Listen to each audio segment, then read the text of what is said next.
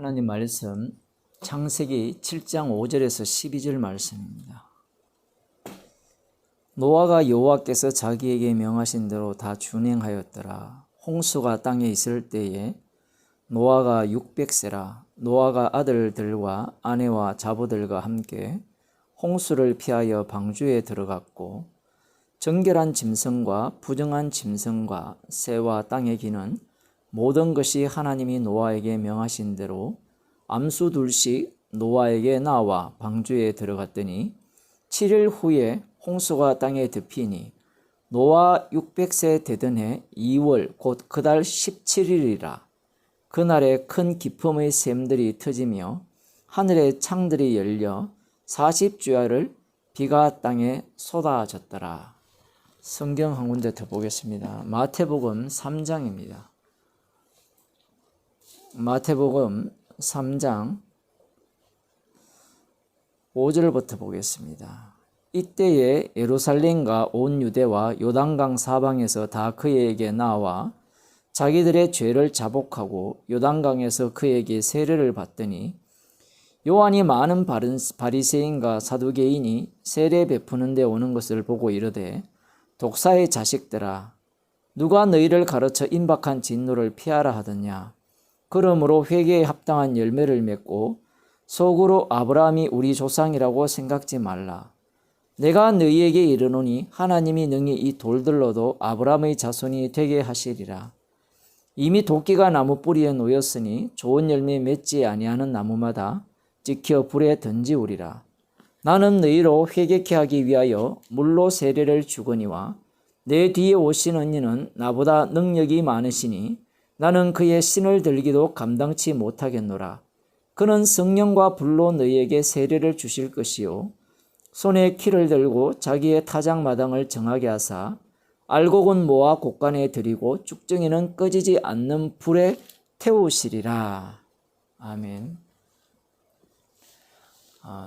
노아와 그의 가족들이 홍수 심판을 피하여 방주로 들어갔습니다. 사람들은 오늘 본문 말씀을 보면서 어떻게 하면 여호와 하나님의 진노를 피할 수 있을까? 그런 생각을 하게 되죠. 예수님께서 다시 오실 때 불로 심판하신다라는 이야기를 사람들이 하고 성경에도 그렇게 되어 있습니다. 그런데 예수님의 불심판은 예수님의 다시 오실 때만 하는 것이 아니라는 사실을 이 마태복음에서 세례 요한의 외침에서 말씀하고 있다라는 사실입니다. 세례 요한이 이렇게 외치죠. 누가 너희를 가르쳐 임박한 진노를 피하라 하더냐. 자기에게 나오는 바리새인들과 이 사두개인들을 향해서 이런 독설을 퍼붓고 있습니다. 누가복음 3장에 보면 3장 7절에 보면 누가복음에도 마찬가지예요. 누가복음에도 보면 어떤 말씀이 나오는가 하면 동일한 말씀이 나오는데 세례 요한이 누구를 향해서 이 이야기를 하는가 하면 세례 받으러 나오는 모든 무리들을 향해서 얘기를 하는 거예요. 그러니까 마태복음 같은 경우에는 특별히 바리새인과 사두개인을 겨냥해서 외치는 겁니다. 그들을 향해서 독사의 자식이라 이렇게 표현하는 겁니다. 그렇게 말을 하는 거예요. 자, 그런데 그들은 이 바리새인과 사두개인들은 임박한 진노에 대해서 알고 있습니다. 달리 말하면 모든 유대인들은 곧 하나님 나라가 이루어질 것이라는 사실을 고대하고 있어요. 누가복음에서는 이스라엘의 위로를 기다린다라고 표현했죠. 사람들은 세례 요한이 오실 그리스도가 아닐까 그런 생각을 가졌던 겁니다. 그들에게 공통된 생각이 무엇인가 하면 메시아가 오면 심판한다는 거예요. 그냥 구약에 예언된 말씀입니다.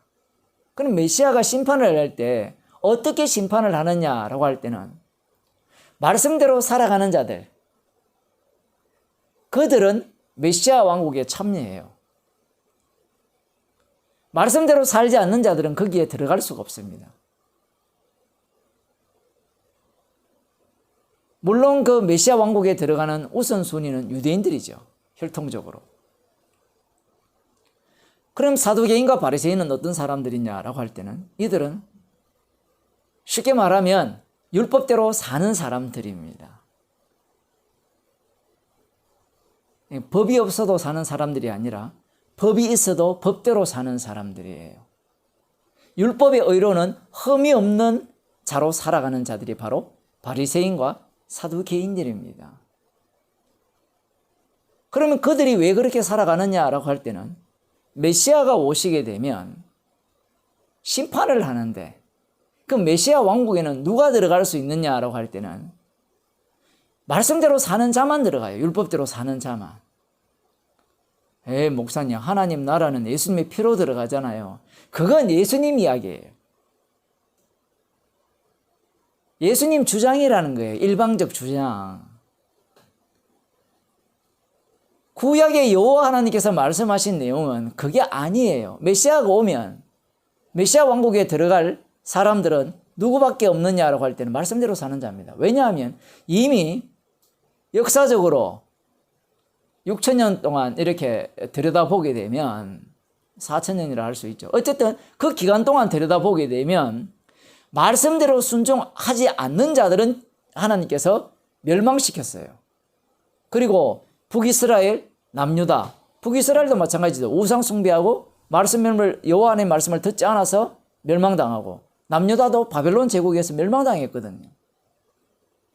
광야 이스라엘도 마찬가지입니다. 하나님께 불순종했거든요. 불순종해서 자기들이 가나안 땅에 들어가서 그들을 진멸해야 되는데 자기들 먼저 진멸당해요. 여호와 손에 의해서. 그러한 내용들을 잘 알고 있습니다. 누가? 바리새인과 사두개인들이. 그러하기에 메시아가 오게 되면 기름 부은 자, 왕이 오시게 되면 그 왕이 심판을 행할 때는 누구를 향해서 하겠느냐 할 때는 말씀대로 사는 자신들이 아니라 메시아를 기다리는 자신들이 아니라 메시아를 기다리지 않는 자들, 기다리다도 말씀대로 살지 않는 자들, 그들이 심판의 대상이라 생각한 거예요. 근데 그들을 향해서 세례요한이 독사의 자식이라 이렇게 외치는 겁니다. 나머지 무리들도 마찬가지입니다. 그 독사의 자식이라는 것은 뱀의 자손이라는 거거든요. 악마의 자식들이라는 겁니다. 율법대로 살아가는 그들이 바로 악마의 자식들이라는 겁니다. 이게 대화가 되는 이야기입니까? 사도 바울이 그 자리에 있다 생각해 보세요. 예수님 만나기 전 사도 바울이 웃기고 앉아있네. 이런 얘기를 할 거예요. 내가 뭐 독사의 자식이라고? 독사의 자식들은 세리와 창기들, 저들이 독사의 자식이고 안식일을 범하는 예수가 독사의 자식이지 내가 어떻게 독사의 자식이냐는 거죠. 메시아가 오게 되면 나는 심판받을 대상이 아니라는 겁니다. 불심판받을 대상이 아니라는 거예요. 도끼 들고 오시는데 그 메시아가 그 도끼 들고 찍을 자들은 누구냐 했을 때는 열매 맺지 않는 나무를 찢는다는 거거든요. 그런데 지금 이들은 교육받았거든요. 랍비로부터 교육받았어요. 메시아가 와서 도끼로 찍을 건데 그 찢겨서 불에 던짐을 당할 자가 누구냐라고 할 때는 열매 맺지 않는 자예요. 세례요한이 그 얘기하거든요. 열매 맺지 않는 나무만 찍어 불에 던지운다라고 하거든요. 열매 맺지 않는 나무마다. 그러면 열매가 뭐냐라고 할 때는 말씀대로 살지 않는 것이 열매 없는 거잖아요. 여기에서 우리가 이제 조금 궁금한 것은 세례요한이 과연 예수님의 안목을 갖고 있었느냐, 이게 궁금한 거예요. 그런데 세례요한은 외치는 자예요. 본인이 외치는 것이 어떤 의미인지를 다 알고 외치는 게 아니에요. 이렇게 얘기하면 아마 저보고 이상한 목사라 할지 모르지만 세례요한이 계시를 받았으니까 자기가 하는 말을 명확하게 알고 이해하고 외친다고 생각하는데 그렇지 않아요. 엘리야 선지자도 보세요. 자기 혼자 남았다고 죽고 싶다고 얘기하잖아요. 요나 선지자도 마찬가지고 다 알고 외치는 게 아니에요. 외치니까 외치는 거예요. 그 외침 속에 자기가 함몰되고 빨려 들어가는 거예요. 세례요한이 구약에 속했죠. 마지막 선지자잖아요. 그가 알아서 외치는 게 아니라 시켜서 외치는 거예요. 나중에 예수님께 묻잖아요. 오실 그이가 당신이 오리까. 아마 그때 비로소 세례요한은 자기가 외친 내용의 의미가 무엇인지, 도끼 들고 오신 분, 심판의 의미가 뭔지, 알고 모아 곳간에 드리고 쭉정이는 불에 태우는 것이 의미가 뭔지를 비로소 알게 되는 겁니다. 여기에서 세리완이 이런 얘기를 하죠.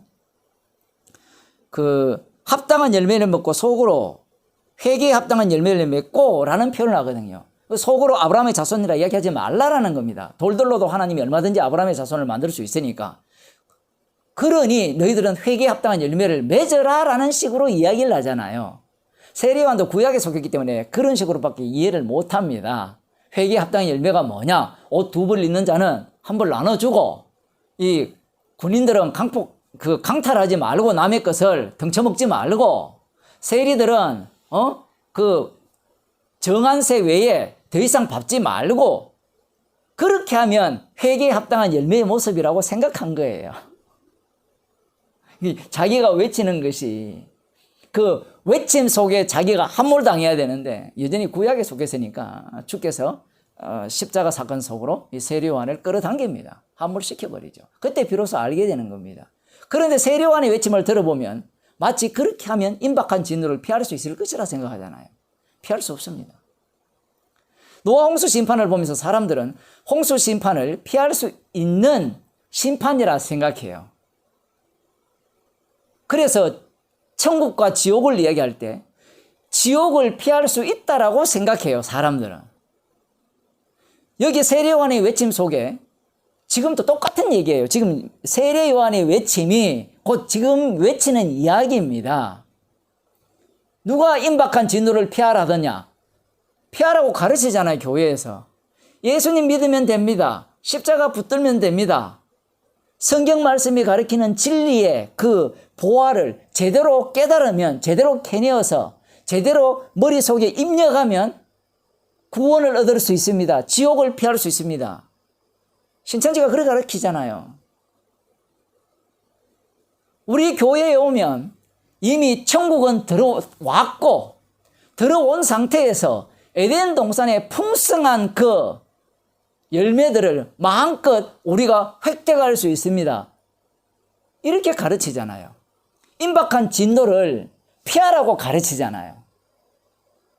목사님, 주 예수를 믿으면 구원을 얻는다고 했잖아요. 그럼 주 예수 믿으면 임박한 진노를 피할 수 있지 않습니까? 라고 가르치잖아요. 피할 수 있어요? 그럴 것 같으면 주 예수 믿습니다 하지. 뭐가 어려워요, 그게. 십자가 붙들면 된다고요? 그 십자가 붙들면 되죠. 십자가 믿으면 구원 얻는다고요? 믿죠. 사람들이 다 그렇게 하잖아요. 그러면 지옥을 피합니까? 못 피해요.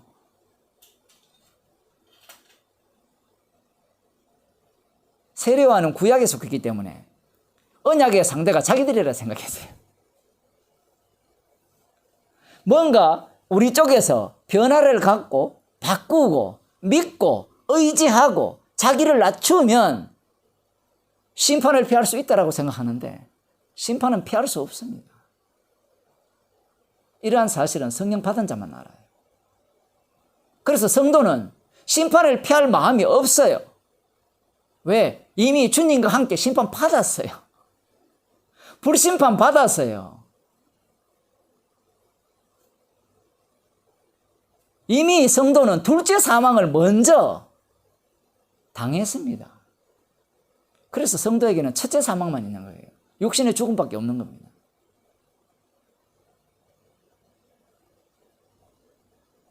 심판을 피할 마음이 없어요. 성도는 심판을 피해야지. 지옥은 안 가야지. 불심판을 받으면 안 되지. 아이 무서워. 이게 아니라 성도는 십자가만 자랑합니다. 기도하겠습니다.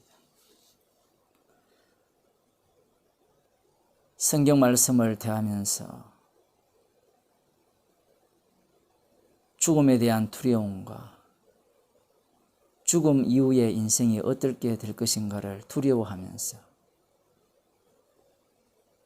내가 가기 싫은 것과 가고 싶은 것을 취사 선택하여서 나의 믿음과 지혜를 그 속에 개입시킵니다.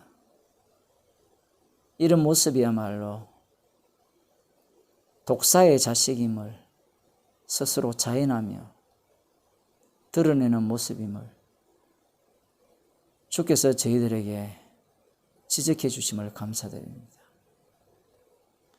그리스도의 영이 임했기에 성도가 자랑하는 것은 십자가뿐이라는 것을 저희들에게 알려주심을 감사드립니다. 십자가 피만 자랑하는 주의 백성이 되게 하옵소서. 예수님 이름으로 기도드리옵나이다. 아멘.